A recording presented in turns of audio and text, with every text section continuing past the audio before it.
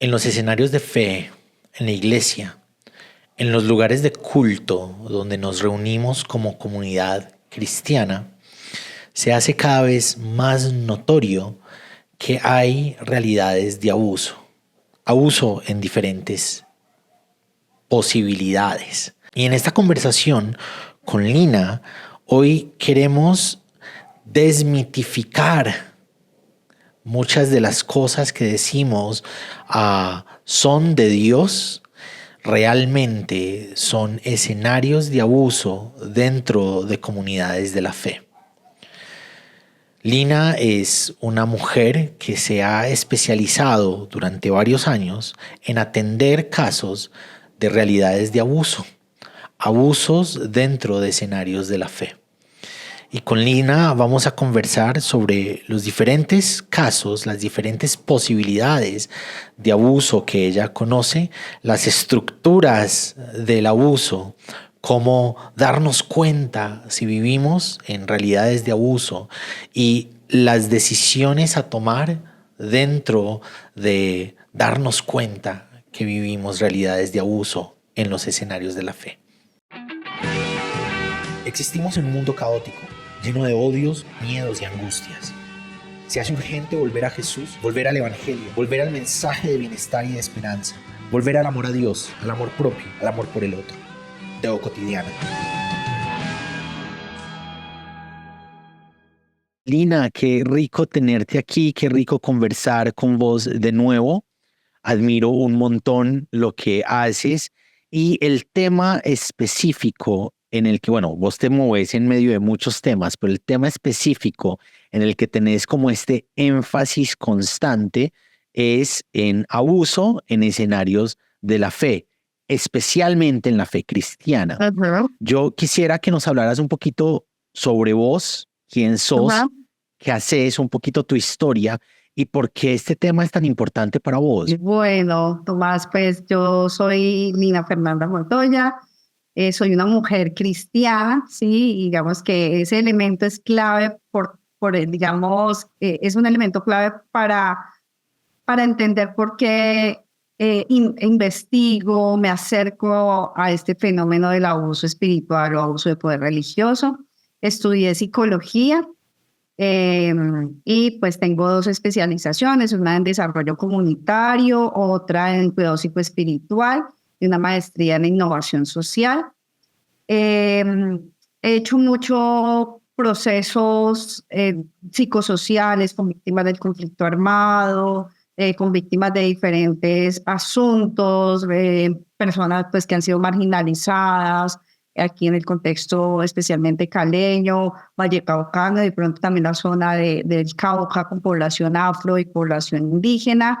Eh, y mi pasión ha sido pues los procesos psicosociales y también la perspectiva clínica. Entonces yo desde hace unos 10, 12 años empecé a hacer atención clínica en consulta privada. Eh, y digamos, no sé si te cuento una vez cómo llegué a este tema, si te De parece. una, ¿Sí? contanos de Listo. una, cómo llegaste a este tema, por qué es importante para vos. Sí, mira, justo en la pandemia eh, que empezaron a llegar muchas personas cristianas a consulta privada virtual, sí, especialmente algunos migrantes colombianos, latinos en otros países como Europa, Estados Unidos. Eh, y empecé a notar unos discursos, especialmente en las mujeres, muy referidos a la congregación. Yo no sé específicamente la pandemia, qué fue lo que generó en las diferentes iglesias, que hubo como unas dinámicas que empezaron a sentirse como coercitivas, ¿sí? Casos o situaciones como en mi iglesia me dicen que yo tengo que ir a congregarme cuando yo no quiero porque me da miedo contagiarme pues del COVID y además tengo una bebé pequeña y me dicen que tengo que ir porque si no, pues eso es pecado y que cómo es posible que yo no tenga fe. Entonces empecé a escuchar discursos de ese estilo que pareciera que se hubieran reforzado en la pandemia aún más. Mm, y ese tema me empezó a llamar la atención. También luego llegó a mí un caso de una chica desafortunadamente abusada sexualmente por quien fue en su momento su pastor, y eso me inquietó entonces mucho más. Es decir, uno escucha muchas cosas todo el tiempo, pero que ya te llegue a ti a consulta, pues te genera otro tipo de sensibilidad.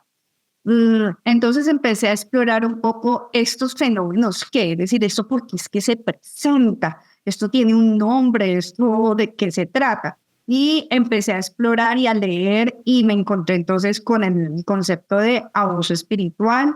Algunos autores lo llaman, especialmente autores católicos, lo llaman abuso de conciencia y otros lo llaman abuso de poder religioso. Entonces, eso me animó, de hecho, luego a hacer la especialización que les mencionaba en Unibautista de cuidado psicoespiritual. Y, de hecho, mi trabajo de grado fue sobre el abuso espiritual. Y a medida en que fui como explorando más, me fueron llegando más casos, ¿sabes? ¿Sí? Y hubo un caso específicamente que, digamos, me aumentó el compromiso en trabajar en estos asuntos.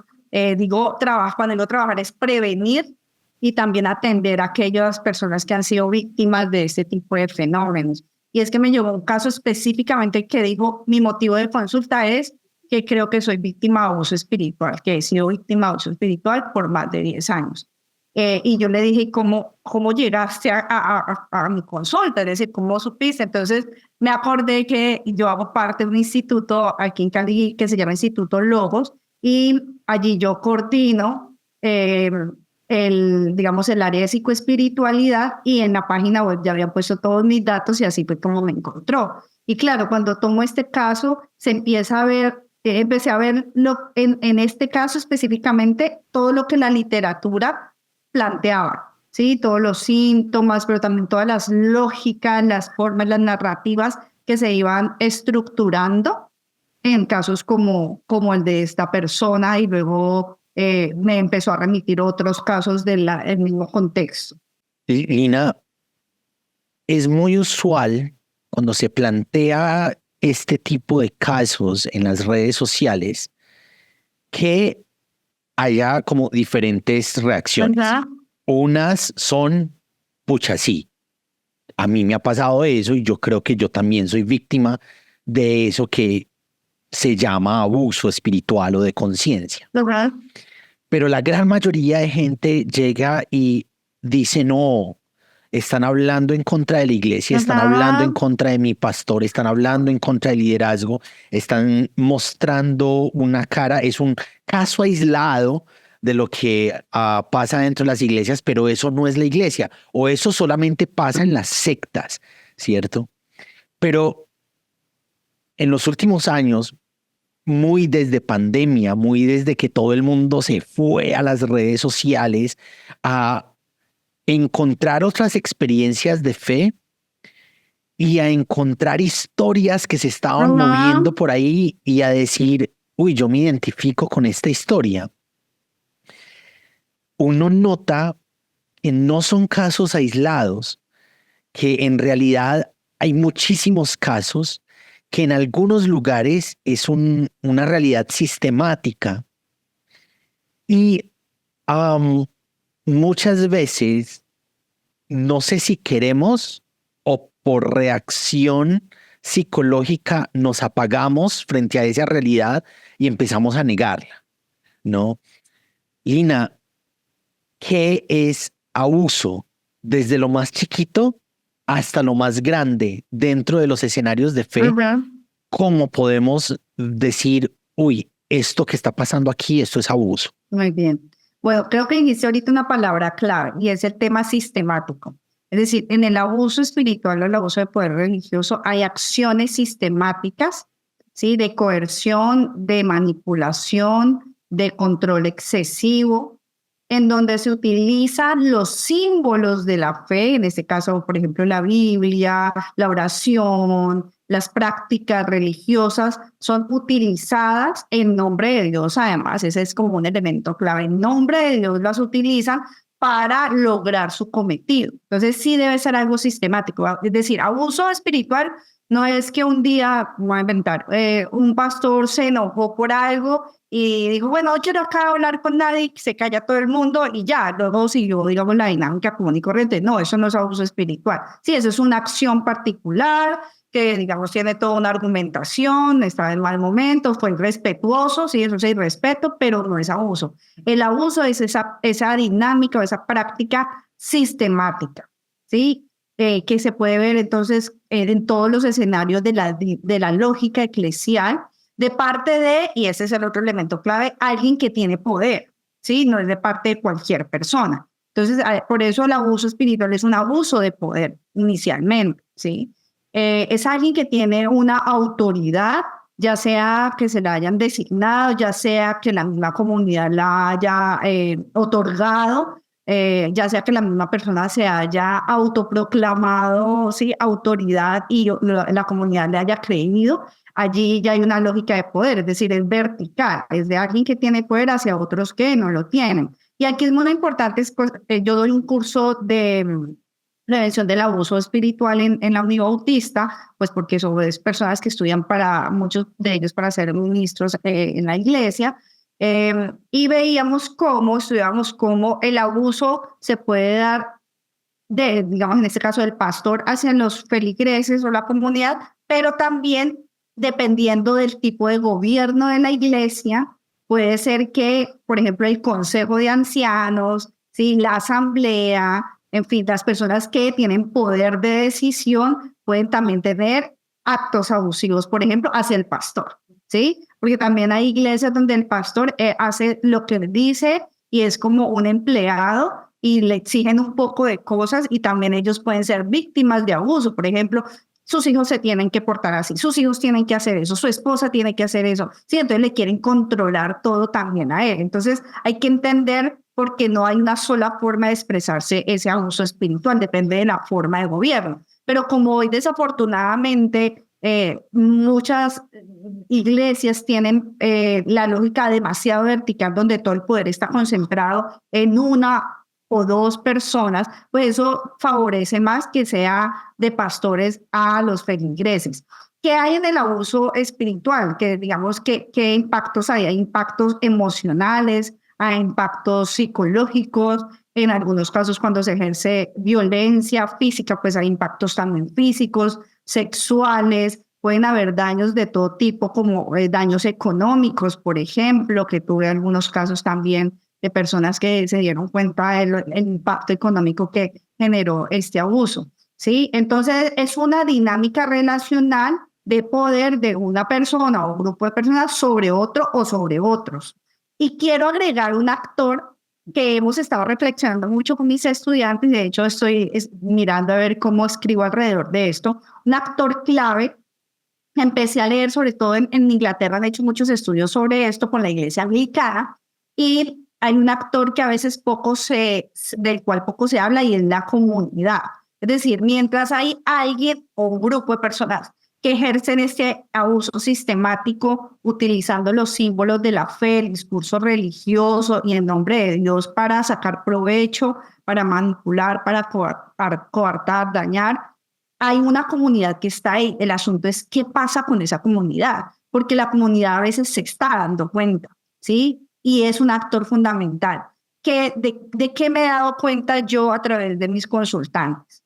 Que la comunidad para ellos es el actor más importante, porque es ese actor que ve lo que pasa y se silencia, que ve lo que pasa y justifica, ¿sí? Lo que tú decías, no, usted quiere hablar mal de nuestro líder, ¿sí? Justifica, es que él es así, es que él es un poquito mal geniado, es que él tiene derecho a vivir bien, pues es un hombre o una mujer de Dios, ¿cómo no nos va a pedir? Entonces, desafortunadamente, y de hecho hoy hice un post en Metanoia sobre esto, donde hablaba que es un fenómeno sistémico, ¿sí? Y el asunto es cuando pareciera un virus, como que toda la comunidad está infectada de esa lógica, puede que no todos ejerzan abuso, pero todos lo validan o se silencian o lo justifican, ¿sí? Y eso ayuda a que se reproduzca y se mantenga. De hecho, estaba leyendo hace un poco con mis estudiantes un libro sobre cuando el narcisismo entra a la iglesia y mencionaba cómo hay dinámicas eclesiales tan, digámoslo, perversas en ese sentido, que cuando llega un pastor que no tiene esa lógica, digamos, de ejercer coerción, no les gusta ese pastor.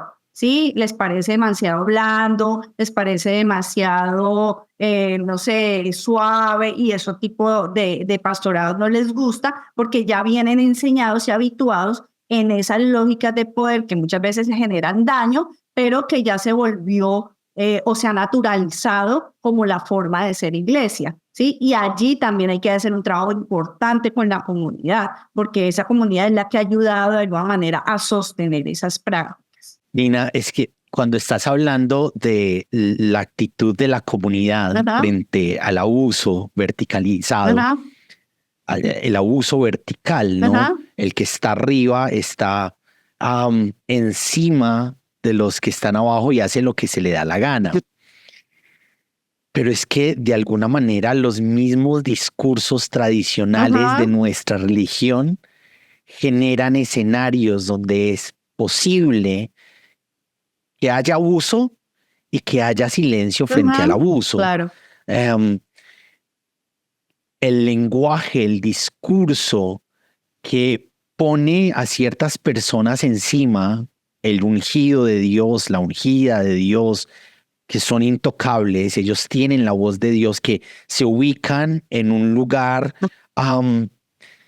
glorioso, ¿Verdad? un lugar cercano. Esta es la persona que ayuna 40 días y 40 noches.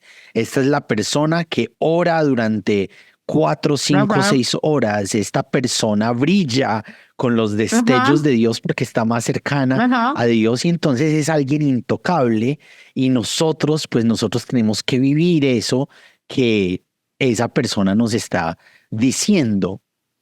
¿Cómo entra la psicología de masas, entre otras ¿Verdad? cosas, ¿no? Es una psicología de alguien que ocupa un lugar que mueve las masas, ¿Verdad? que mueve el corazón de las masas, las emociones y el lugar que ocupan psicológicamente está guiado por esa persona que está al frente. ¿Cómo ocurre esa dinámica psicológica entre quien tiene el sesgo de autoridad que está al ¿Verdad? frente y que está guiando y quienes están recibiendo esos discursos que en última se convierten en cómplices sin Sin quererlo quererlo, de ¿verdad? esa persona que abusa? ¿Verdad? Bueno, yo creo que allí pasan varias cosas. Cuando las personas que más cercanas rodean ese líder o esa lideresa o ese grupo de personas que ejercen constantemente prácticas abusivas, eh, están a su alrededor, pues se tejen vínculos afectivos, ¿sí? Se empieza a utilizar además unas narrativas que uno dice, las banderas rojas, ¿no? Cuando empieza a decirle, tienes que decirme mamá o papá espiritual, eso les digo una bandera roja, ¿sí? Porque empieza ese discurso de mamá o papá, pues es un discurso profundamente afectivo, ¿sí? Vinculante. Tú a tu mamá, pues no la denuncias, ¿sí? Tú a la mamá, o sea, socialmente eso rara vez pasa, que es algo demasiado grave y realmente es bastante difícil.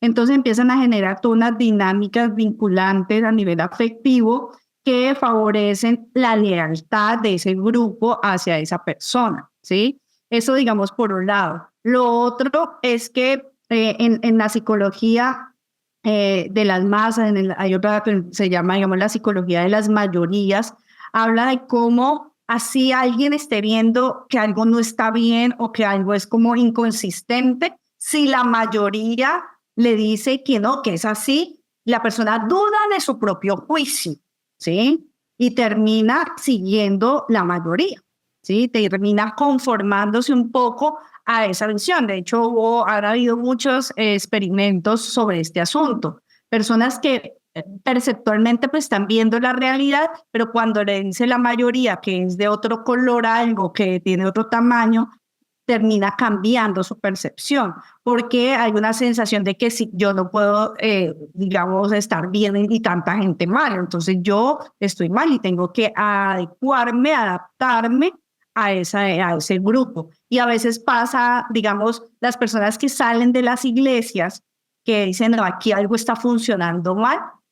Lo pensaron, tengo mis consultantes que me han dicho, yo venía pensando esto hace 5 años, hace 6 años, pero como nadie lo veía, como yo les decía, me decían, no, tú estás exagerando, eso no es para tanto, no fue solamente ese día, no, es que es su personalidad, pero no, ¿cómo se te ocurre? Entonces decía, yo misma o yo mismo dudaba de mis propios juicios, ¿sí? O sea, es ese nivel de confusión. De hecho, hay un libro que se llama Escapando del laberinto del abuso espiritual de Lisa Oakley, que es una estudiosa en Inglaterra. De hecho, hizo su tesis doctoral también en psicología sobre este tema.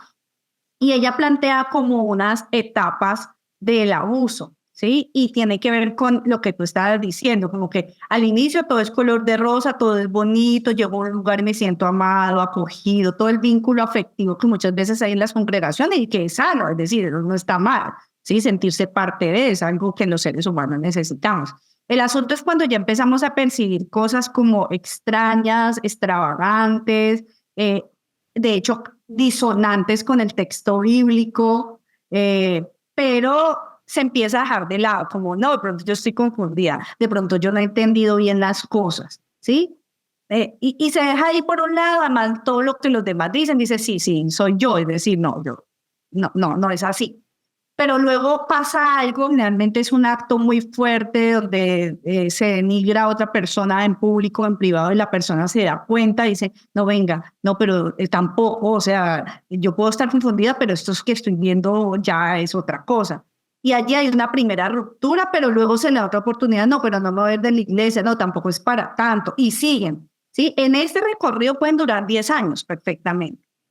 Y luego dice Lisa que Oakley que se rompe la luna de miel, luego se da otra oportunidad, es muy parecido al ciclo de violencia, cuando violencia intrafamiliar, por ejemplo, de pareja, muy parecido, y luego ya pasa algo que dice, no, me voy, o sea, ya, y esa es la decisión. Como ven que la masa, que la comunidad está tan absorta allí en lo que el otro está diciendo que es la verdad, más bien no luchan, ¿sí? Más bien no ponen resistencia ni dicen nada, sino que tratan de irse en silencio, ¿sí? Y es una manera justamente de muchas iglesias funcionar. Es mejor que te vayas calladito, es mejor que te vayas en silencio.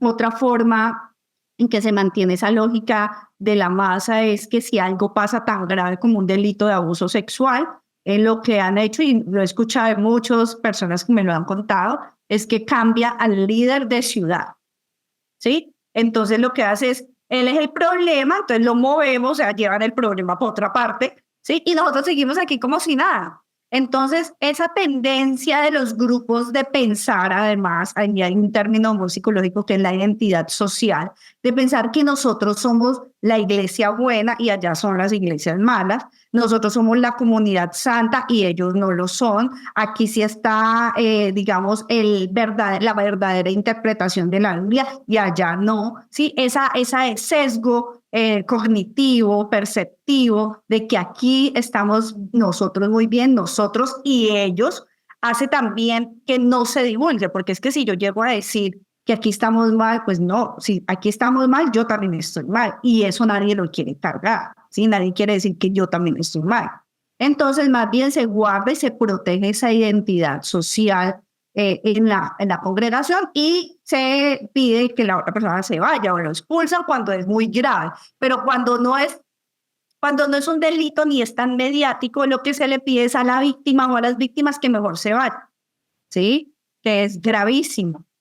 Y la comunidad sigue como si nada. Eso funciona mucho como la lógica de las casas que dicen la ropa sucia se lava en casa. Algo así pasa también en esas iglesias. No se habla, eso nosotros lo hablamos acá, lo resolvemos acá, nadie tiene por qué estar hablando porque eso es deslealtad. Ese tipo de términos, ese tipo de refranes, de frases, las utilizan mucho para manipular y para que la masa no se pregunte, no se cuestione, no rompa el silencio. Entonces, sí, allí hay una configuración de unas relaciones, digámoslo, desde la lealtad, de la aceptación. Además que a veces generalmente ese grupo que está alrededor de esa persona que genera el abuso, buscan en algún momento pues subir de rango en la congregación, llegar a ser copastor, líder o algo así. Y pues para llegar a ese punto, ellos ya han leído que tienen que ser leales. Y lealtad es guardar silencio, ¿sí? Yo no sé, me imagino que hay algunas historias que tienes el permiso de contar, Ujú. ¿no? En las experiencias, contanos algunas anécdotas que nos puedan modelar. Esto es abuso. Ujú. Estos son casos de abuso que yo he acompañado y algunos parecen que no, pero esto es abuso. Ajá. Contanos algunas anécdotas de esas que te hayan dado permiso, Sí, am, ok, que nos mira, dibujen un poquito sí, escenarios de abuso. mira, un caso particular, una persona, un joven que trabajaba a mitad de tiempo en su iglesia, sí, en la iglesia donde se congregaba, trabajaba en el tema musical y la otra mitad pues trabajaba, digamos, por fuera de la congregación, pero digamos, le asignaron otras responsabilidades que le tomaban mucho tiempo, más su trabajo por fuera, más su familia, y se llegó a enfermar. Entonces, cuando él dice, venga, realmente yo me voy a dedicar al medio tiempo que ustedes me contrataron y no puedo asumir más responsabilidades, pues porque me estoy enfermando, mi familia, mi otro trabajo, le dicen, pues que él no está obedeciendo la voz de Dios, que eso allá lo llevó fue Dios, que él prefería entonces servirle más al mundo que a Dios. Entonces el asunto es que iglesia igual a Dios, ¿sí? Entonces ese discurso de la iglesia es donde está Dios, es decir, solo Dios está aquí y si tú trabajas por fuera, allá no te vas a encontrar con Dios porque lo metimos aquí en estas cuatro paredes. Eh, También empezaron a hacer burlas desde el púlpito. Sí, vea, como fulanito, no vayan a hacer como fulanito que ahora no quiere pues dar más horas de su tiempo al Señor, ¿sí? No más salir con las excusas de tal, ¿sí? Y así lo nombraba, o sea, se burlaban desde el púlpito, le generaban culpa y eso fue reiteradamente. Entonces la persona al final terminó cediendo por tanta presión y siguió, continuó la misma lógica, dando mucho más tiempo del que él sabía que podía, se empezó a enfermar, terminó en un, digamos, en un episodio de ansiedad, terminó en lo que en un síndrome que se llama el síndrome del quemado, de burnout, ¿sí? No dormía bien, no comía bien, él se volvió súper irritable con su familia. Entonces, ya cuando la familia le dice, venga, pero ¿qué es lo que está pasando? ¿Por qué no puedes realmente soltar un poco de ese tiempo para dedicarte a cuidarte, para estar con nosotros? Como que despierta un poquito y vuelve e insiste a sus líderes y vuelven y le salen con el mismo discurso que tú quieres servir al mundo y no servir a Dios, pero ya la persona se estaba enfermando y aún el médico ya le estaba diciendo, no sé qué, le dijo así el médico, no sé por qué llegaste a esta situación, pero lo que esté pasando tienes que dejarlo.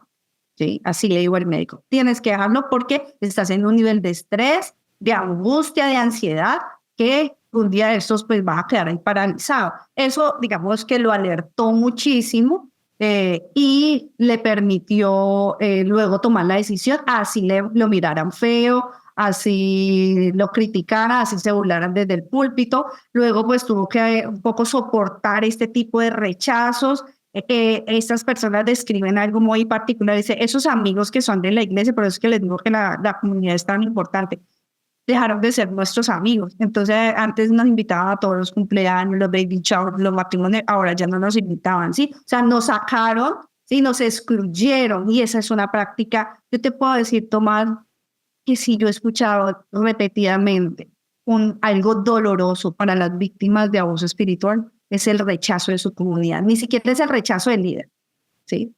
Porque luego empiezan a entender todos los intereses que se mueven ahí y les enojan con esa persona, pero no les duele tanto como la comunidad que suponía era su amigo, su hermano, con el que compartieron noches orando, con quienes cenaron, con quienes celebraron cumpleaños, ¿sí? Con quienes lloraron en muchas ocasiones y luego sentirse excluidos porque ya tú no eres, ya no haces parte, ya no sirves como antes. Eso es profundamente doloroso, ¿sí? Los bloquean de los WhatsApp, los sacan de los grupos. Yo tuve un consultante que me dijo, mire, yo llamé a quien para mí era mi mejor amigo en la iglesia y le dije, mira, pues, ¿por qué no me está respondiendo? O sea, yo me fui de la iglesia, pero eso no significa que nuestra amistad tenga que romperse. Entonces lo invitó a tomarse algo. La persona le dijo, mira, yo vine aquí por decencia, pero yo quiero decirte, pues, como tú no quieres estar en obediencia de nuestro líder, que él es de parte de Dios, pues yo no puedo estar contigo porque yo también entonces estaría desobedeciéndolo. Sí, dice que verlo irse fue muy doloroso, o sea, él decía finalmente entonces esa amistad en que estuvo fundamentada, ¿sí? Y eso realmente son las cosas que empezamos a nivel psicológico a sanar, a tratar, porque hay mucha angustia. Para unos es empezar de cero. Una chica me decía, yo tengo que empezar mi vida de cero porque toda mi vida era la iglesia, ¿sí? Mis amigos de la iglesia, ¿sí? Mi trabajo era la iglesia. Iba los domingos a congregarme en la iglesia, mis paseos con los de la iglesia. Entonces yo no tengo como una vida por fuera de la congregación. Entonces tengo casi que, se sentía como que tengo que empezar de cero, tengo que empezar a hacer nuevos amigos, tengo que buscar otro empleo.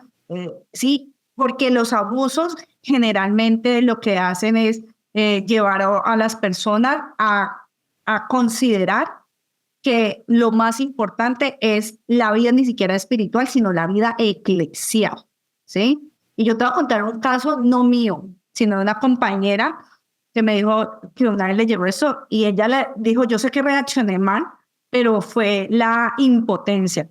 Me dijo, una vez llegó una señora a consejería y me dijo, es que yo estoy pensando, pastora, yo vengo aquí porque estoy pensando que yo quiero servir más a Dios en la iglesia en la que estoy, ¿sí? Y pues que yo tengo un niño, pero ese niño me quita un poquito de tiempo. Entonces yo hasta, ¿sabe qué he pensado para agradar a mi Señor? Yo estaba pensando de pronto regalarlo. Imagínate la locura, regalar a su propio hijo para poder servir mejor en la iglesia. Pues mi compañera, en un asombro, sí, dijo, yo sé que no fui lo más épico y lo más profesional, pero ella reaccionó y dijo, broma, ¿cómo se te ocurre? Me dijo, pero era como una manera de decir, reacciona, eso sé, ¿dónde es que está metida? ¿Sí? Y llegan a veces a esos puntos, ¿sí? A romper vínculos importantes, valiosos, por agradar esas voces de poder, esas voces que manipulan desde los púlpitos, esas voces que están allí a más constantes, ¿no? Porque también esas voces son como las redes sociales, todo el tiempo te mandan el mensaje, todo el tiempo, todo el tiempo, todo el tiempo, entonces te saturan tanto que crees que eso es la verdad. Claro, y es que entre otras cosas, la estructura de vida es la iglesia, Ajá. es martes de culto de Miércoles de oración, jueves de milagros. culto de adoración, el miércoles hubo oración, Ajá. el viernes es reunión, el sábado es jóvenes, el Exacto. domingo es escuela dominical y hay un ciclo interminable en el que uno está casi todo el tiempo libre, Ajá. porque igual es una inversión gigante de Ajá. tiempo en un lugar donde le están a uno repitiendo y repitiendo y repitiendo las mismas cosas y eso es agradar a Dios, eso es el Ajá. cristianismo, eso es tomar la cruz y seguir a Cristo Ajá. y uno cree estar haciendo justo lo que se necesita Claro. para ser cristiano, Exacto. grato a los ojos de Sí, Dios. claro, moldean la forma de ser cristiano, ¿no? Y llegado a un punto, te digo, desafortunadamente en algunas iglesias que a mi juicio ya tienen rasgos de sectas, de reemplazar la Biblia por el libro que escribió el pastor. Sí, entonces, ¿qué estaban estudiando? El libro que escribió el pastor, ¿sí? El estudio bíblico es el libro que escribió el líder, ¿sí? No es la Biblia. Entonces, es bien particular. Uno de los elementos importantísimos, por ejemplo, en el proceso de restauración allí, debido a toda esa saturación, es reconstruir o resignificar la imagen de Dios, porque salen con una imagen de Dios muy distorsionada. Me siento súper identificado con Ajá. lo que estabas contando ahorita. Justo me transporté a el Tomás de 23, Ajá. 24 años y en la plancha de mi casa, yo crecí en un barrio popular, en un barrio marginal en Medellín. En la plancha de mi casa tuve una conversación con quien fue mi mejor amiga desde los 14 años y ya no iba a ser más mi amiga porque ella no quería ser amiga del rebelde de la Del iglesia, rebelde, ¿no? exactamente. Me acabas de transportar. Y es muy difícil. Hace poquito estaba acompañando un caso de alguien que en su país, en su denominación, ya no se siente identificada Ajá. con la iglesia y la denominación donde creció. Y eso le estaba generando unos problemas de ansiedad Ah, gigantes porque esa es mi vida. Eso es lo único que yo conozco de ser cristiano, ¿no? Y bueno, uno desde la experiencia intenta como mostrar, estos son los ajá, panoramas, esto es lo que aquí estoy, te acompaño. ajá. En esa época yo no tenía redes, las redes sociales no eran tan fuertes como Como son hoy. ahorita. Uno no tenía dónde encontrar acompañamiento y yo tuve que vivir mi proceso desde los veintitantos, 23 más o menos. Apenas hace más o menos 2 o 3 años puedo contar mis historias sin llorar. Yo empezaba a contar lo que me había pasado y empezaba a llorar Ajá. como un niño. Natural. Apenas hace más o menos 2 años logro empezar a construir, a reconstruir mi identidad, Ajá. ¿no? Porque la identidad de uno está arraigada en ese lugar donde Exacto. creció, donde uno aprendió a ser cristiano. Hay varias cosas, es un tema muy, muy, muy grande, hay un montón de cosas que se me van ocurriendo. Am, Quiero empezar ahorita en el ejemplo que nos estabas dando, estabas mostrándonos consecuencias personales, Ajá. el burnout, Burnout. Ajá. consecuencias familiares, el hecho de estallar con la familia. Ajá. Al comienzo nos estabas hablando de consecuencias psicológicas, sexuales. Ajá. Háblanos un poquito menos general. Ajá. ¿Cuáles son las consecuencias del abuso dentro de los escenarios de fe en diferentes personas? Ajá. Bueno, yo creo que una de las consecuencias a nivel de la vida de fe religiosa, espiritual, es esa, lo que te decía ahorita, la distorsión. Y la distorsión de la imagen de Jesús. Con 3 casos me sucedió que decían, yo finalmente entonces no sé en quién en quién he creído, ¿sí? Tengo que volver a conocerlo, es como que tengo que volver a vivir el proceso de reevangelización, de volver a entender el mensaje, la buena nueva, porque no sé bien quién es, ¿sí? Entonces creo que esa distorsión, pues es un impacto muy negativo, porque pues se supone que en la congregación lo que se espera es que maduremos en la fe hasta alcanzar la estatura de Cristo, ¿sí? Como voy creciendo en esa madurez en Cristo. Estas personas salen es totalmente confundidas y sin saber bien quién es que es Cristo, ¿sí? Sin entender muy bien el plan que tuvo el Señor aquí en la tierra y el plan que tiene con sus vidas. Entonces, creo que eso es un elemento clave. El otro elemento clave es el que mencionábamos de sentirse, y tú lo mencionaste también, como una identidad como confusa, como quién soy. Tengo que volver a responder esta pregunta. Sí, ¿quién soy? ¿Quién soy sin esta congregación, perdón? ¿Quién soy sin estos amigos que ya me rechazan? Sí, porque no sigo allí. ¿Quién soy sin, no sé, servir en un ministerio? ¿Quién soy?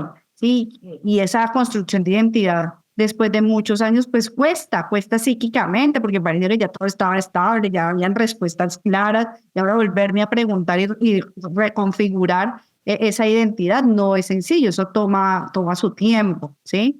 Ese elemento también me parece como un impacto fuerte. El otro, digamos, asunto es que en esa reconstrucción de la identidad hay mucha desconfianza hacia sí mismo, es decir, desconfío de lo que pienso, de lo que creo, desconfío de mis juicios. ¿Sí? Yo tuve una consultante que te digo, cada vez que pensaba algo me decía, Lina, eh, yo estoy pensando esto, pero ¿será que es que yo estoy loca o será que es así? ¿Sí? Y todo el tiempo me mandaba luego otro mensaje. Lina, mira, es que yo estoy pensando que más bien no hago esto, pero ¿no será que es que yo estoy exagerando? ¿Sí? Entonces todo el tiempo hay una desconfianza hasta de sus propios juicios, ¿sí? Por todo lo que obviamente ha escuchado y porque está distante ya de la voz valiosa que eso.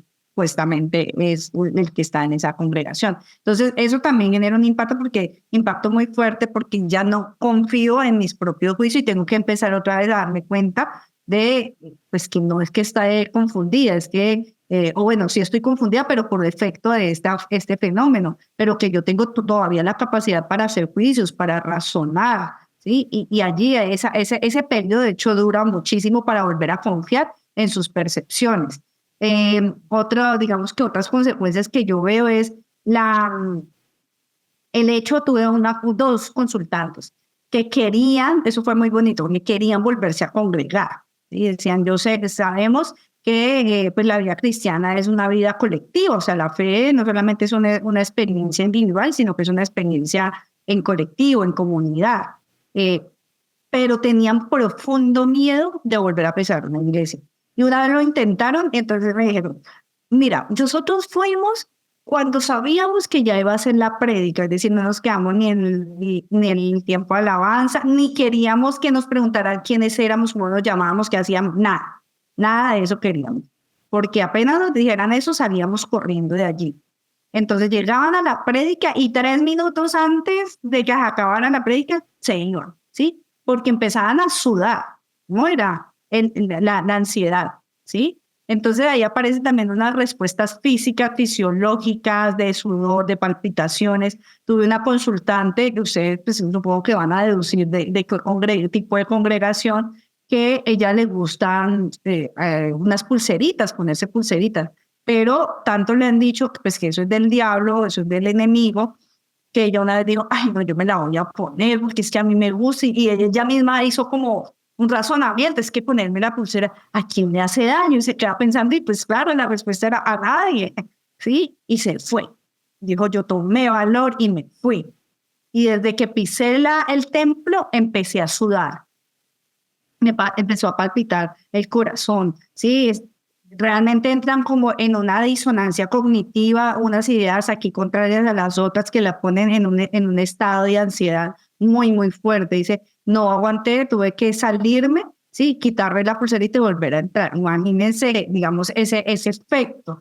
Poco a poco lo fue trabajando y fue, digamos, entendiendo un poco más y quitándose tantas ideas irracionales. Es que yo lo que percibo es que hay muchas ideas irracionales alrededor de la fe, alrededor de lo que es ser cristiano, alrededor de quién es Dios. Hay una serie de asuntos irracionales súper, súper fuertes, que es lo que genera todo este tipo de síntomas.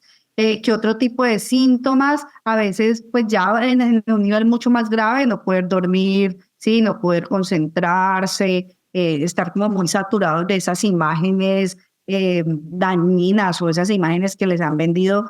Por ejemplo, alguna vez una consultante me decía, no estoy muy bien con mi familia. Yo creo que eso no será, Lina, que esto es consecuencia de haberme ido, ¿sí? Entonces les da profundo miedo, viven con miedo, porque qué tal que Dios sí me esté maldiciendo por haberme ido de esa congregación, ¿sí? Entonces ya leen cualquier cosa de la vida cotidiana, pues que nos puede pasar a cualquiera, ¿sí? Como que, no sé, boté un billete hoy, ¿sí? A cualquiera nos ha pasado, yo creo que todos podemos contar esas historias. Esas personas que han pasado por este tipo de daños, lo leen como, ay, ¿será que es una maldición por haberme ido? ¿Sí? Inmediatamente lo asocian. Entonces, toda situación difícil, toda situación de pronto que genera algún problema cotidiano, lo leen como que pudiera ser efecto de la maldición por haberse ido, ¿sí? Todavía duda de si haberse ido fue la mejor decisión o no, y les da miedo de las consecuencias que puedan haber. Entonces viven en una zozobra, como en estado de alerta todo el tiempo, cuando pueden estar mucho más tranquilos. Después de que va pasando y van entendiendo más lo que vivieron, de hecho, es más, saber que pasaron por esto para muchos es tranquilizante. Me acuerdo una consultante que me dijo, que yo le expliqué, mira, lo que tú estás, porque entró diciéndome, yo creo que yo estoy loca, ¿sí? Y entonces cuando me cuenta toda la historia y yo le digo, mira, tú no estás loca, esto es efecto de un fenómeno que se llama así, abuso espiritual, le conté de manera general, y me dice, no sabes cuánta tranquilidad tengo, yo pensé que yo me estaba enloqueciendo, yo pensé que esto solo me pasaba a mí. Entonces mira todos los temores con los que empiezan a caminar. Sí, eso es uno de los impactos más fuertes, el temor y la culpa. muy, muy fuerte también. Ina, ¿cómo se ve una iglesia sana? Ajá, me voy a ¿Cómo se preguntar. ve una iglesia sin abuso espiritual? Ajá. Porque realmente cuando uno va a los tejemanejes de iglesias abusivas, casi todas nuestras experiencias de fe en Colombia y en América Latina tienen elementos de abuso. Ujú. ¿Cómo se ve una iglesia que no abusa? Listo. Eso es una muy buena pregunta, más porque hay unos, estos días hablaba con mis estudiantes, yo tengo estudiantes de todas las denominaciones, ¿sí? Entonces, cuando hablamos de este tema, no, esto sobre todo puede pasar, me dicen ellos, en iglesias independientes. Y cuando yo les digo, "Ja, si supiera que he atendido más personas de iglesias, digamos, históricas, ¿sí? O tradicionales", entonces se quedaron sorprendidos. Yo les dije, ese es un fenómeno que puede pasar en cualquier iglesia. Sí, es decir, eso es como la violencia intrafamiliar, se da desde estrato 1 hasta estrato 6, ¿sí? Que hay estratos en donde lo saben esconder, donde lo saben silenciar, donde no se nota tanto, porque lo que está alrededor lo tapa, es una cosa, pero esto se puede dar en cualquier iglesia. En la iglesia anglicana hay unos estudios muy interesantes y Lisa Clay sistematizó lo que ellos plantearon, es como un escalonamiento del abuso. Y plantean que digamos, en general la mayoría de congregaciones pueden empezar como iglesias sanas, ¿sí? Como comunidades sanas, es decir, con la intención de crecer en Cristo, crecer en la fe, fortalecerse unos a otros, apoyarse, llorar con los que lloran, reír con los que ríen, sí, digamos, con un sentido muy bíblico de esa iglesia, esa primera iglesia que nos relata el texto de Hechos, sí, muy con ese sentir está. Sin embargo, uno de los elementos que a veces empiezan a tergiversar esa misión es que se empieza a concentrar el poder en unas personas, generalmente más bien pocas. Entonces, una de las claves es que haya un liderazgo mucho más democrático, ¿sí? Mucho más flexible, donde las decisiones importantes no las toman uno o dos o tres, sino que hay un grupo que toma decisiones, pero ese grupo además es rotativo, ¿sí? No es el mismo grupo 20 años, no, pues porque puede volver a pasar lo mismo, ¿sí? Solo que en un grupo, sino que puedan entrar varias personas, digamos, diferentes tipos de personas que hacen parte de la congregación. Ese es un elemento clave también, digamos, de una iglesia sana, que hay un liderazgo, que el ejercicio del liderazgo está muy distribuido, no está concentrado, y por tanto la toma de decisiones también no está concentrada. Ese es un elemento, pues, digamos, clave. El otro elemento clave, y lo he leído en este mismo libro de Escapando del laberinto del abuso espiritual, es que hay protocolos para denunciar este tipo de situaciones, ¿sí?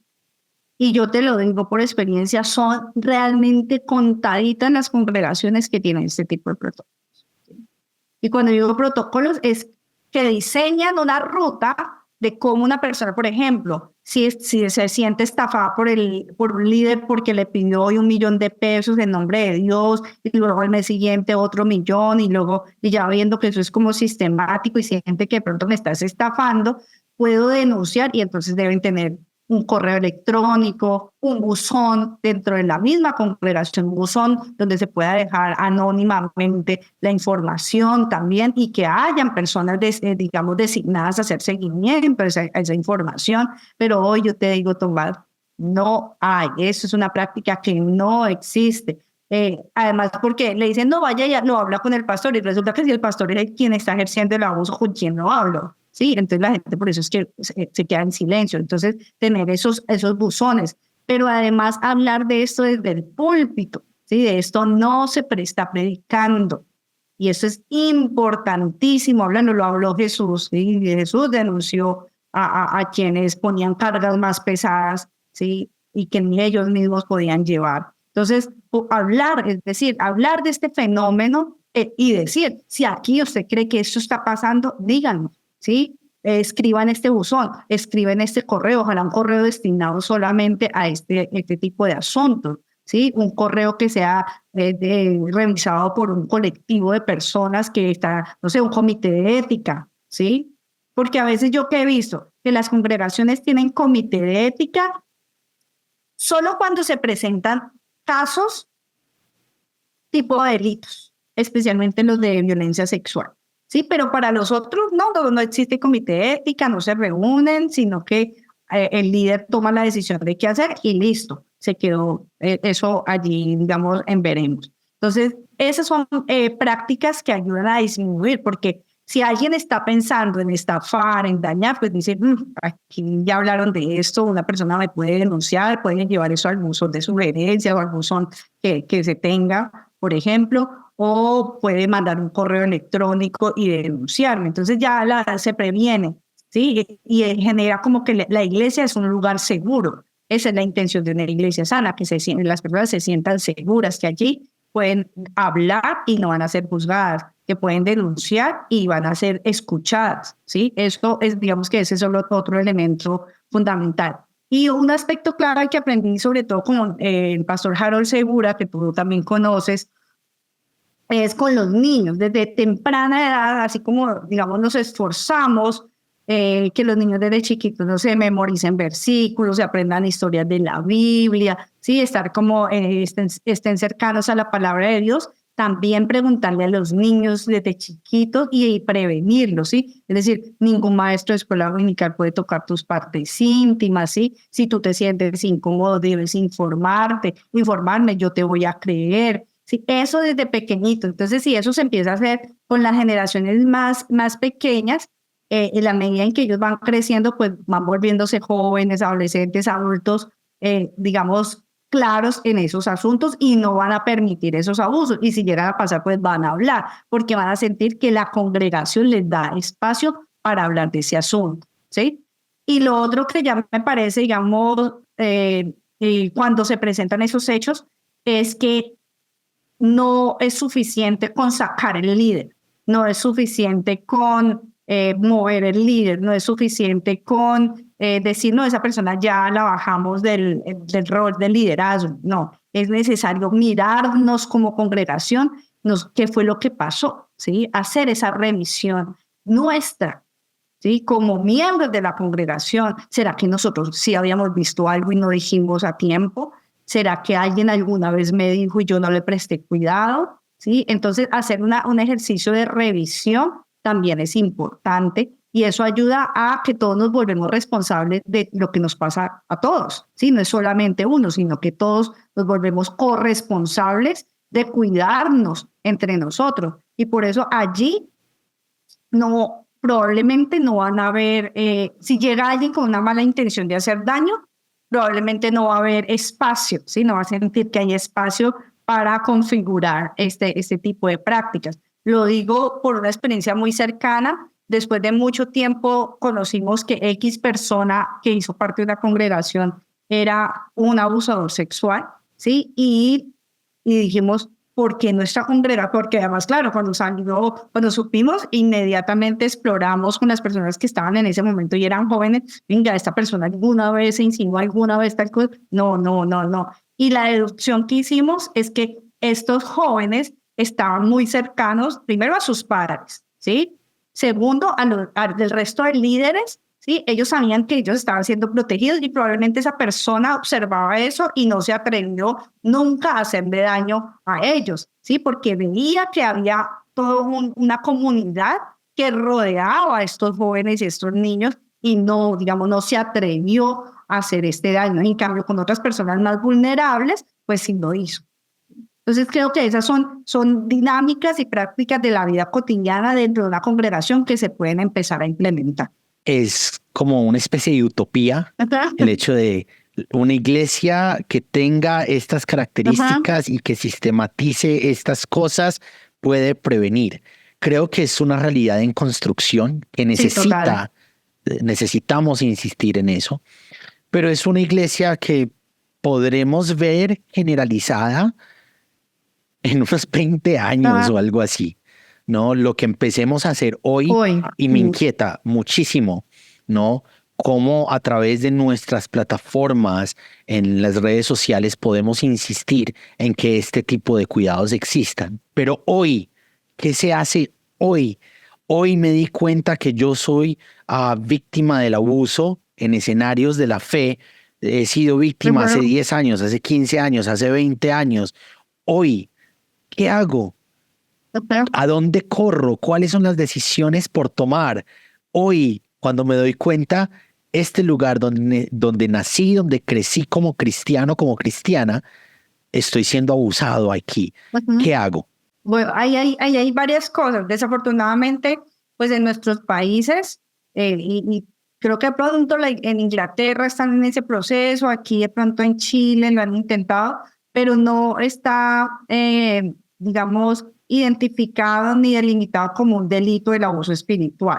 Sí, generalmente se tipifica como delito es cuando ya hay abuso sexual, que sí, obviamente es un delito, sobre todo pues, en países americanos y europeos, sí, hacia menores, porque sabemos que todavía pues, hay territorios donde el matrimonio con menores pues, es válido, sí, pues es legal, que no debería hacerlo. Pero especialmente en esos casos, pues lo que se motiva es que hagan la denuncia, sí, pero como los otros casos, por ejemplo, los casos de dañar esa imagen de Dios, de coartar, de generar este tipo de, digamos, de afectaciones emocionales, eso no está tipificado como delito, pues digamos que allí lo importante es que la persona se aleje del foco que le hace daño, ¿sí? Y ahí sí es muy importante decirle, mira, aléjate, es decir, allá en esa congregación los quieren mantener a ellos de pastores o de líderes, pues tienes que alejarte, es decir, eso sí es inminente, eso es como cuando se habla de que una persona tiene una pareja que la está violentando, la ha violentado, pues contacto cero, ¿sí? Contacto cero. Y aquí más o menos es algo parecido, contacto cero. Muchas personas han tomado la decisión entonces ni siquiera de seguir las redes sociales de esas congregaciones, ni no quieren saber nada y eso me parece sano porque necesitan distanciarse de ese estímulo, digamos, de ese foco en donde ha ocurrido todo este daño. Si mantiene todavía, si sea de lejos o con cierta distancia, cualquier situación que pase allá, inmediatamente la va a impactar porque está todavía muy sensible. Entonces, digamos que el paso sí es alejarse, ¿sí? El otro paso es que si vemos que el impacto emocional, lo que yo les decía ahorita, que se sienten muy culpables, que a veces no pueden dormir, que todavía se sienten confundidos, hay que buscar ayuda terapéutica, ¿sí? Desafortunadamente, creo que hay pocos psicólogos trabajando este tema. Pues los psicólogos que no son cristianos, pues es un tema que probablemente no les interesa y hay pocos psicólogos formados en este tema o que hayan estudiado, ¿sí? Sobre este asunto. Entonces yo creo que sí debería haber más formación para que las personas que han pasado por esta experiencia puedan tener un lugar, un espacio terapéutico para ir resignificando esto que les pasó para que puedan continuar con su vida. El otro elemento clave es empezar a tener mira, yo he dejado unas prácticas como para que las personas se reconecten con su espiritualidad, porque como en este tipo de congregaciones les dicen qué tienen que hacer y qué no tienen que hacer para estar conectados con Dios, entonces yo movilizo mucho el tema de la creatividad. Sí, es bueno, tú como eres, no, es que a mí me gusta escribir, bueno, entonces vamos a dejar una tarea y es que vas a hacer una oración escrita. Ah, sí, eso se puede, eso es oración, sí se sorprenden, ¿no? Sí, eso es oración, eso eres tú también, ¿sí? Ah, ok, entonces es como volverse a conectar ellos con Dios desde lo que ellos son, no desde lo que le han dicho que deben estar haciendo o diciendo. Entonces, esa es como una parte también importante, no forzar, aquí es muy importante, no forzar a congregarse, ¿sí? Yo acompañé a una pareja como 6 meses que querían congregarse, pero estaban seguros, bueno, y nunca los forcé, ¿sí? No forzarlos hasta que ya la persona identificó una congregación. Mira, Tomás, hay unas congregaciones que yo creo que hoy están recibiendo muchas víctimas de abuso espiritual. Y hay unas iglesias que afortunadamente se han sensibilizado frente a este asunto y percibo que están haciendo una labor muy bonita de restaurar, de sanar, de acompañarlos en ese proceso. Conocí una de mis consultantes que al final decidió congregarse. Y resulta que hubo una vez un encuentro de grupos pequeños y era trabajar el perdón. Y los que quisieran podían hablar de ese tema que quería, ese asunto que querían perdonar. Y ella dijo, ay, ¿será que lo hago? ¿Será que les cuento? No, que tal no me crean, porque eso es lo que siempre creen, ¿no? En la iglesia no van a creer que uno vive eso, no, eso va a retiro tan exagerado. Yo, pero me voy a arriesgar. Y empezó a contar, ella me dice, yo empecé a contar y a llorar y a llorar y a llorar y a llorar. Y contó, ¿sabes qué hizo un pastor que me parece de las cosas más bellas que yo escuchaba en terapia? El pastor se acercó y le dijo, va a inventar el nombre, se llama Juana. Le dijo, Juana, en nombre de la iglesia, yo te quiero pedir perdón. ¿Sí? Él no era el que había causado el daño, pero en nombre de la iglesia, yo te quiero pedir perdón porque eso que tú viviste nunca debiste haberlo vivido, porque eso que tú viviste no estuvo correcto, porque eso que tú viviste te hizo mucho daño y hoy yo te pido perdón. ¿Sí? Ella sintió que algo pasó. Ella me dice, yo necesitaba escuchar eso. ¿Sí? Y sabía que no era él la persona, pero que él representaba a la iglesia, representaba un liderazgo, ¿sí? Me dice, eso fue tan sanador, fue como un bálsamo, así me lo describió, ¿sí? Entonces yo creo que algo que también pueden hacer las otras congregaciones que reciben personas víctimas de este tipo de fenómenos es primero creerles, ¿sí? Y segundo, acercarse desde esa actitud de misericordia, de cuidado, de restauración, ¿sí? Y eso es profundamente sanado. Eso ha sido, en 2 casos lo he visto, en otra chica, al año de que se fue de la iglesia, que además la bloquearon de todas las redes sociales, a todo el mundo le prohibieron hablar con ella, bueno, en fin, una líder la llamó al año, dice, y le dijo, yo sé lo que tú viviste. Entonces, para ella es como, ¡ah! No estaba loco, o sea, yo no me lo estaba inventando, yo no estaba exagerando. Le digo, yo sé lo que tú viviste y yo te quiero pedir perdón por no haber hablado. ¿Sí? Porque yo sabía lo que estaba pasando. Y ella también repetía las mismas cosas como, uy, eso fue un alivio. ¿Sí? Entonces, creo que las otras congregaciones que intentan hacer las cosas mejor, que tienen estos protocolos, porque conozco de algunas iglesias que tienen estos protocolos. Aquí en Colombia hay una organización que se llama, bueno, creo que está en varios países, que se llama Fe y Esperanza, y sacó una guía que ayuda a construir protocolos para prevenir el abuso espiritual. Y uno de los elementos tiene que ver con eso, con esa restauración también a estas personas. Y eso va a ser clave, que las iglesias receptoras de personas que han pasado por esas experiencias puedan acompañarlas a restaurar, a sanar, y si las personas eligen perdonar, pues perdonar. Ahí, me inquieta mucho el argumento siempre contra las personas que se van a ir de las iglesias en medio de lo que están viviendo es el texto no se dejen de congregar, ¿no? Como algunos tienen por costumbre. Entonces, sí, se repite y se repite y se repite esa vaina, y irse de la iglesia no se puede ni pensar, porque uno no se puede dejar de congregar, como algunos tienen por costumbre. Y me acuerdo que una vez, cansado de esa repetición en medio de muchas experiencias que llegaban con sus historias, me fui a buscar el texto. Y 2 textos antes, 2 versos antes, está hablando de la naturaleza de la iglesia. Y debe ser una iglesia que invite a el amor y las buenas obras, ¿no? Entonces, la iglesia de la que se está diciendo que uno no debe dejar de congregarse, como algunos tienen por costumbre, es una iglesia que naturalmente ama, invita al amor y hace e invita a hacer buenas obras. No es cualquier iglesia. No es una iglesia donde estoy viviendo el abuso. No me puedo ir porque la Biblia dice que uno no debe dejar de congregarse como algunos tienen por costumbre. No. La iglesia donde está la invitación de no dejar de congregarse, es una iglesia donde se está invitando constantemente y donde se está ejerciendo constantemente el amor y las buenas costumbres.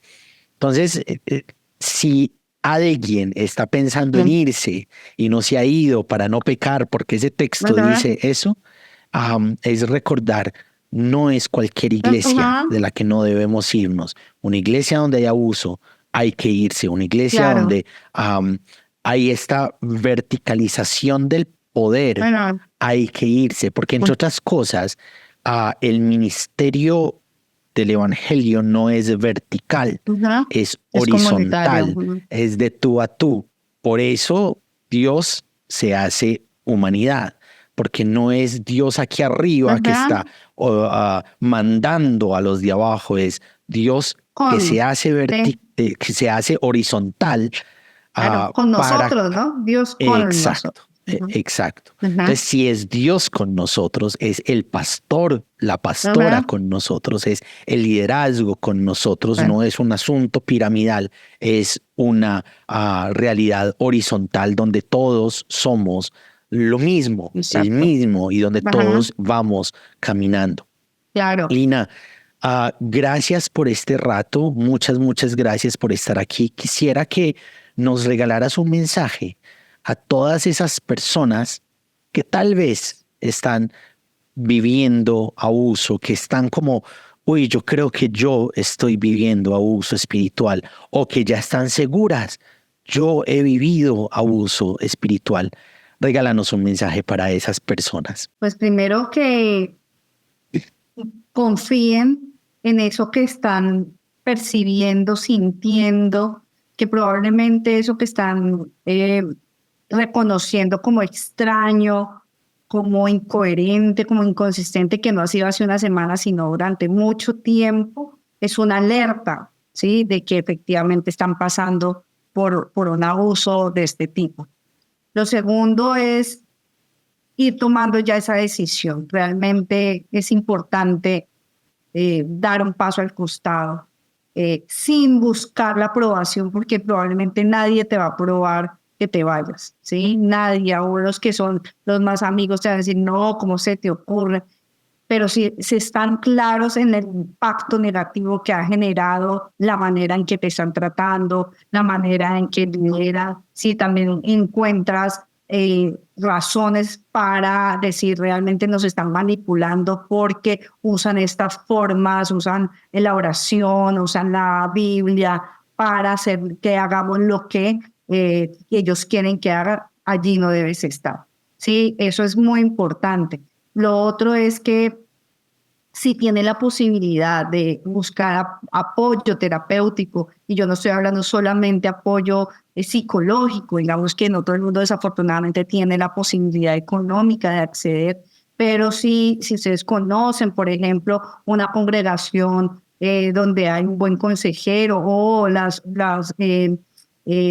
universidades cristianas, sí, las universidades teológicas muchas veces forman capellanes, forman consejeros. Allí también pueden encontrar una red de apoyo para hablar de este asunto, ¿sí? Y también les quiero animar, si ese abuso incluyó ya prácticas como estafas económicas o como abusos sexuales, pues eso en Colombia ya es un delito. Obviamente no se puede decir, no, es que fue víctima de abuso espiritual, porque no entienden eso, lo puede ser el sistema jurídico, no lo entiende, pero sí lo pueden hablar como abuso de poder, sí, abuso de poder, en este caso con impacto económico, abuso de poder con impactos a nivel físico, sexual, emocional. Sí les animo, sé que es un paso difícil, doloroso, y rodéense. Sí, creo que también ese otro elemento es no se queden solos viviendo en ese sufrimiento, ¿sí? No se queden solos porque se pueden confundir aún más, porque nuestra mente en medio de situaciones como esta no está estable, ¿sí? Digamos, lo que pasan tantos pensamientos, entonces busquen ayuda, igual con todo gusto. Yo, pues, si bien obviamente dentro de mi trabajo está hacer la atención, yo por metanoia, algunas personas me han escrito, mira, me han escrito personas de México, de Argentina, de Guatemala, de Venezuela, con unos casos increíbles, sí, casos que uno no se imagina que alguien puede pasar. Por eso, por ejemplo, una persona de Venezuela me escribió que si estaba bien darle un regalo de cumpleaños a su pastora de $100, porque es que lo estaban exigiendo, pero es que ella no tenía con qué pagar el arriendo, entonces se quedaba como descuadrada, ¿sí? Si ustedes tienen ese tipo de dudas, escriban, ¿sí? Escríbanme a metanoia.institutólogos por Instagram o por Facebook. Yo con mucho gusto los asesoro, les respondo, ¿sí? Puede que no hagamos un proceso, pero les puedo dar algunas pistas, algunas formas de orientación para estos casos. Y si no, rodéense también de otras personas que ustedes saben que están viviendo una fe conforme realmente a lo que decía ahorita Tomás, conforme a lo que Jesús decía.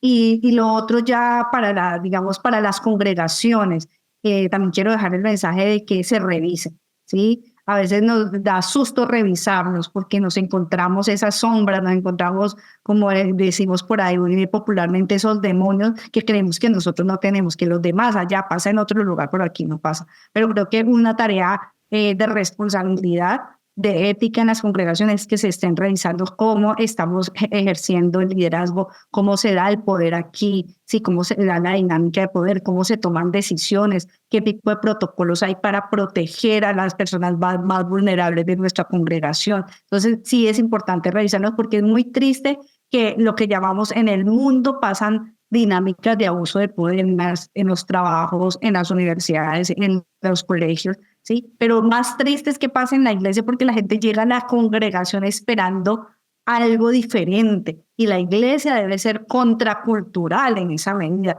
No podemos dejarnos permear por esas lógicas de abuso de poder, sino que tenemos justamente que mostrar cómo esa pirámide se invirtió. El mismo Jesús, como lo decía ahorita Tomás, invierte ese modelo, ¿sí? Entonces allí también un mensaje para las congregaciones. Muchísimas gracias, Lina. Muchas gracias por lo que haces. Ojalá tu voz se crezca gigante. Necesitamos muchísimo seguirla escuchando. Mil gracias por estar en Teo Cotidiana y que esta no sea la última vez. Así sea, Tomás. Muchas gracias a ti, a tu proyecto de Teo Cotidiana. Ojalá se sigan divulgando estos espacios, porque sé que muchas personas te siguen, muchas personas hemos aprendido también contigo, ¿sí? Desde las redes y bueno, espero que muchas personas que esto les hace eco sigan explorando, preguntándose, inquietándose y ayudando a que este tipo de mensajes se pueda extender para que tengamos iglesias más saludables. Que brille sin medida.